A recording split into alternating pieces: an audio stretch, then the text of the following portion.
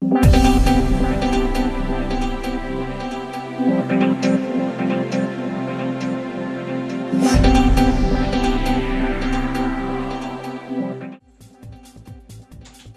this is Annette Dubois and I wanted to share with you the social media trends for 2014.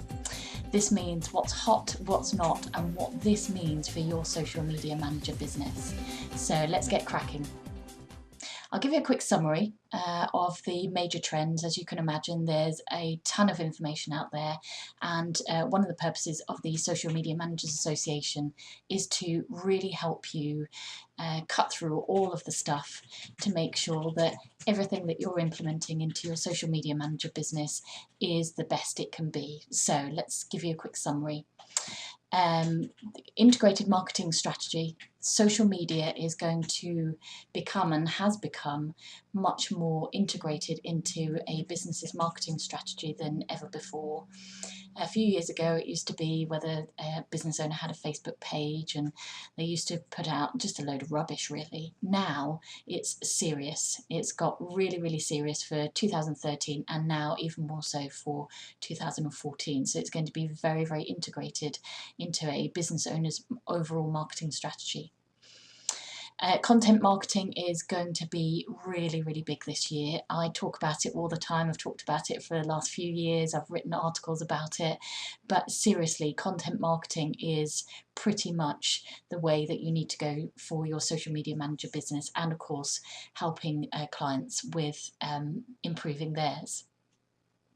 And I'm going to come on to some of the main points and give you a bit more information. So I'll cover content marketing a little bit more in detail shortly. The next one is audience niching, and to be clear on that, lots of your clients or clients that you'll have that pay you for doing their social media in one form or another will have a selection of different audiences. So that might be by demographic, by male and female, that might be by children and adults, might be by various different niches within the particular industry. And a lot of the social media in previous years has talked just generically to that audience as a whole, but now what's becoming much more increasing in popularity, should I say, is the fact that to be able to talk directly to each audience niche. So that's going to be much more important coming up throughout the whole of 2014. LinkedIn, you've probably been using it yourself as a business-to-business social networking form, and it's going to grow much more in 2014. So for business-to-business interaction and relationship building, if you like, LinkedIn is going to be really big. So that's something that you will probably need to think about more for your business as much as for your clients as well. Hashtags. This is a funny one. I'll cover it much more detail in a little while with a really funny thing that happened in April of 2013. So keep tuned for that. I'll cover more shortly. Google Plus. Much more popular. You've probably seen from the training and everything that we've covered so far, Google Plus is fastly growing. It's fastly growing, probably more so. If Facebook and Google Plus started at the same time, you'd probably find that Google Plus had overtaken Facebook. But because Facebook is well integrated with so many things that people do, then Google Plus is still nipping at its heels. So we're going to see greater growth this year for Google Plus, just really because of the algorithms and everything that happens. So when you put content out on Google Plus, then obviously it gets picked up quicker in Google, which then affects the search rankings and things. So that's something for your business and also for your clients.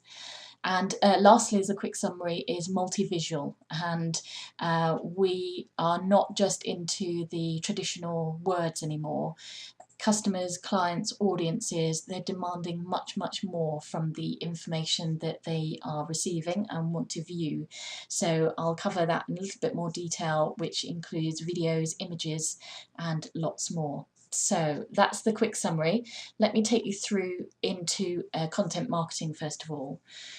As I just mentioned, it's going to be much more than lengthy blogs. Content marketing a few years ago was long articles and submitting articles to lots of different websites and things, and that's what I did to start with, and it worked for a while. But A, it's time consuming, and B, things are changing and things are changing fast. So you want to make sure that content marketing is not just about blogs. So think much wider than if somebody or a client wants you to do their content marketing. Don't just think in blogs, and don't panic because it doesn't have to be lengthy. Content marketing, let me put it in a nutshell, is constant campaigning. Many business owners think that one-off promotions or small promotions are going to work. In some ways it does, and probably for a short time, but what you want to make sure is that you're providing a constant campaign to your clients' audiences through social media, and that's through the relevant social media platforms for that particular audience. And as I mentioned a moment ago, audience niching. So if your client has a couple of audiences, then you may find that one audience prefers Pinterest and the other one Facebook, and that's where that constant campaign then comes in. Content marketing must have substance. What I mean by that is, again, a few years ago, and even a few months ago really, content was just information. Now the information has to have some substance behind it. It has to have either a relevance to the audience, a relevance to the industry, and what is the point. I speak about this a lot as well. You probably hear me more times than perhaps you prefer, but it's so important that there has to be a purpose behind the information that's going out. So that's what you have to when you're planning with your clients, and also for your social media marketing. What is the purpose of the content that you're putting out? Content marketing is customer engagement, and as I said, I'll come on to multi-visual in a moment, but customer engagement is really, really important. So content marketing is not just a one-way street.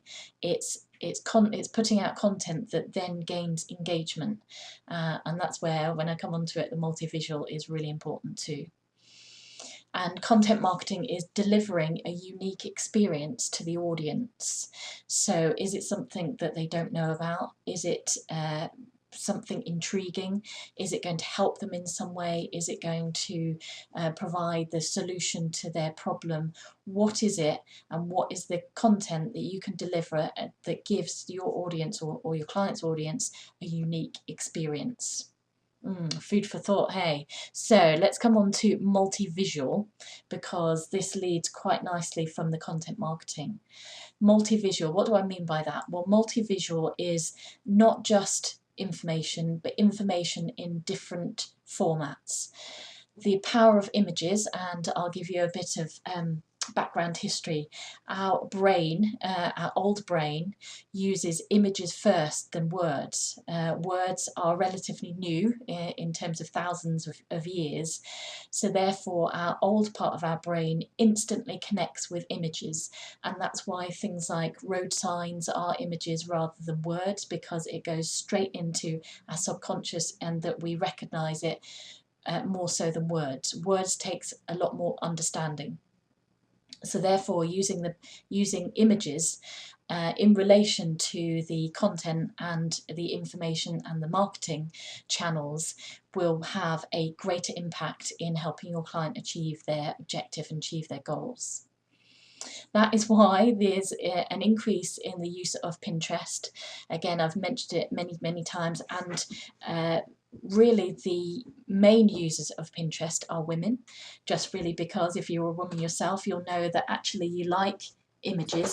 They speak louder than words for you, and also it's visually attractive, and that's why there's going to be an increase of Pinterest coming up this year. Have you heard of Snapchat or Instagram? If you haven't, then do a bit of research, and we're going to be doing some more videos and information on these kind of things.